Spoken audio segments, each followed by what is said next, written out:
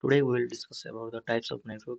There are four mainly three types of network, but in some cases there are also three types of network. They are LAN, MAN, WAN, and PAN. And discussing about the LAN, LAN is a small area network where it covers a rooms, house, or building in office. It is a fast speed network, especially of 100 Mbps to 10 Gbps. It is owned by one organization. It has a low latency and it is easy to manage. Example, your home Wi-Fi and computer lab in schools and office and networks. And second types is man metropolitan area network, where metropolitan area network is a network which covers a city or a large town. And it is a medium type of network. It is used by ISPs and it is faster than LAN and it is larger than LAN and faster than one.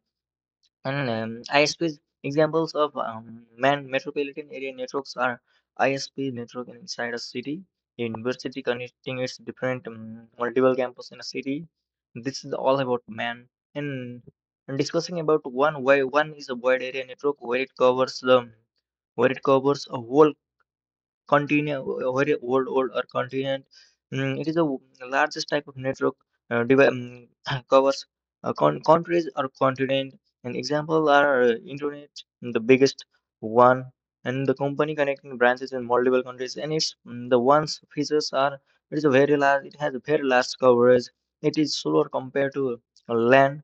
It is very slower compared to land, and it uses satellites and fiber optic cables underseas, and it is managed by multiple ISPs and ISPs and telecom organizations. And the fourth one is PAN. PAN means personal area network. Personal area network is a very small coverage area network where it is only limited to a one person.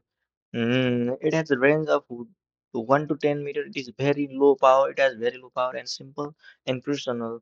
Examples of personal area networks are Bluetooth between the phone and earbuds, a laptop connected to the phone, etc. This is all about the LAN, MAN, WAN, and PAN. In next video, we will discuss about network architecture. Thank you.